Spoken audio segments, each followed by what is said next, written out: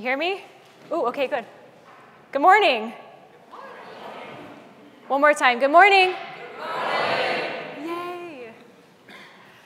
So, how is everybody? How is your paradigm shift?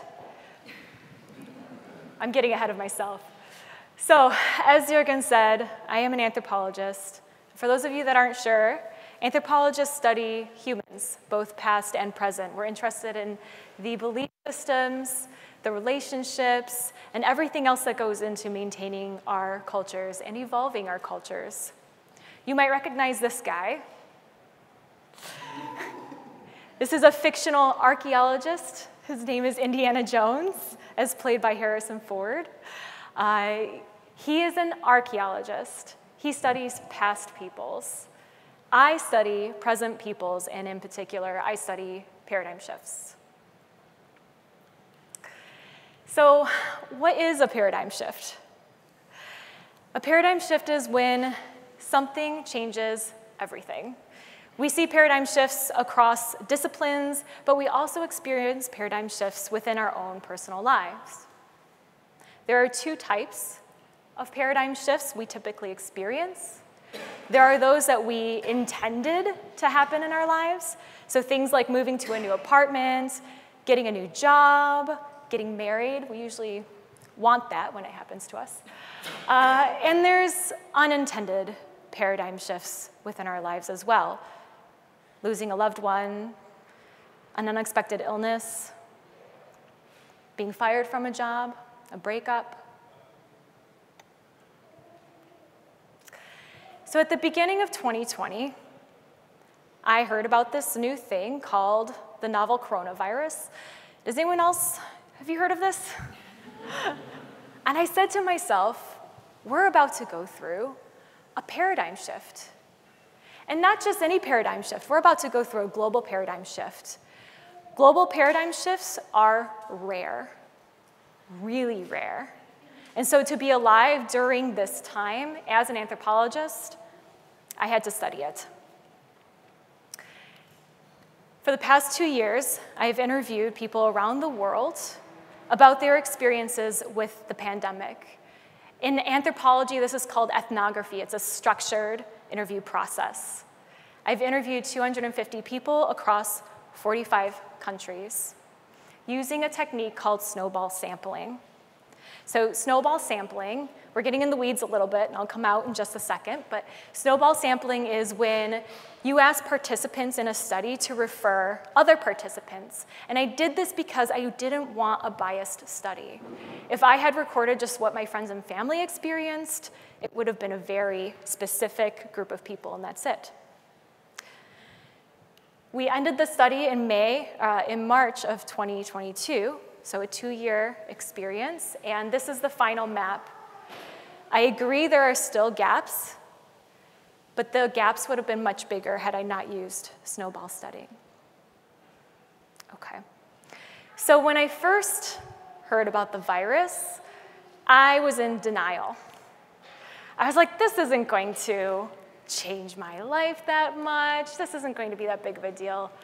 Did anyone else experience denial? Yeah. And so did most of my participants. They thought, this isn't going to happen here. This won't come from my country, or we won't go into lockdowns. We would never do lockdowns here, right? And we did. Where else do we see denial? Now, I know your mind's probably going in many different directions because we've seen it in a lot of places over the past couple years, and so I'm going to answer this for you. We see denial as the first step in the 5 stages of grief. When we experience a paradigm shift, whether or not we wanted it, there is a process of grief because we have to let go of a former identity. So as the paradigm shift went on, as the pandemic went on, we entered anger.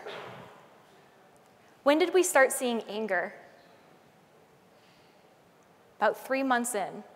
90 days is a sweet spot for things like this, for paradigm shifts, for big changes, because we are having to change who we are and what we think about the world. If you remember at the beginning of the pandemic, social media was kind of a nice place to be. Everyone was all in it together. We were taking care of each other. We were sharing memes. We were on Zoom. We were playing games. And about 3 months in, it was like a light went off. And it got nasty on social media. And people came out into the streets in protests. The world erupted. My participants experienced the same thing. They were upset about what was happening in their lives.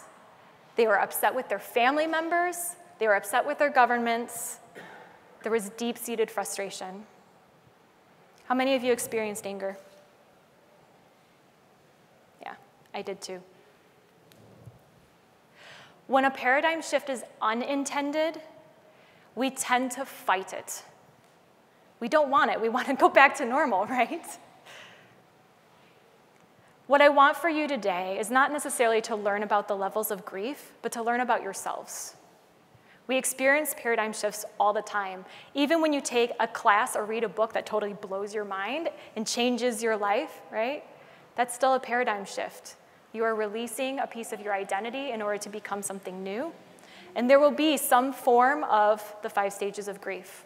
So I'm asking you here today to walk through this with me and reflect on yourselves, what you experienced in this enormous paradigm shift, because your experiences and your reactions will be more obvious to you.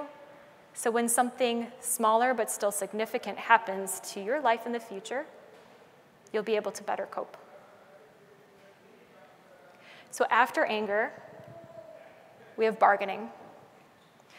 Oftentimes within the pattern of grief, we hear about bargaining between one person and a higher power. Please, if only you will save my loved one, I will pray every single day, I'll tithe, I'll go to church, whatever makes sense for that person. But within this context, it looks a little different. If only people had acted better. If only, if only, if only. That's what bargaining looks like. It's looking backward because, again, we're still yearning for what was instead of allowing what could be. How many of you experienced bargaining? How many of you know people who are still experiencing bargaining? When we don't expect a paradigm shift, we fight it, and we might get stuck. Then comes depression. How many people experience depression? I think everyone, right?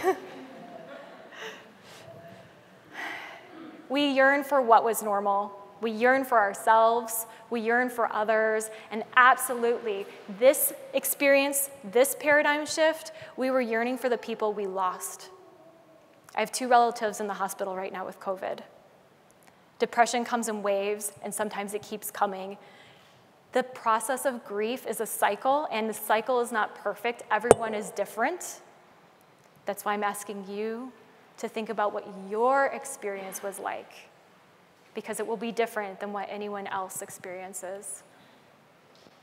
If you are still in grief, if you are still in depression, please feel free to come talk to us afterwards. What we know about Creative Mornings and what Jürgen pointed out is that we are a community that loves to build and support each other. And we want that for you. But when we are stuck in the process of grief, we can't help each other well. And that's, again, why I want you to learn about yourselves in this moment as we have maybe a moment of release from the intensity of the pandemic, so that we're better equipped for the future.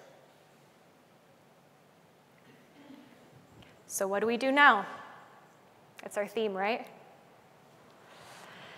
Again, we have the opportunity to learn the lessons. Acceptance is the final stage of grief.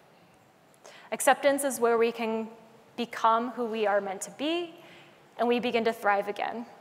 And I saw that in my study. Dan Snow lives in Canada. He managed to reach acceptance by May 2020 when I interviewed him. It was super fast. He knew that this was going to happen in whatever way it needed to happen, and if he let go of the reins and just went along for the ride, he was more likely to come out on the other side. And in fact, he transitioned his business as a result in order to build an app that created community resourcing in supporting his city. When we reach acceptance, we can thrive.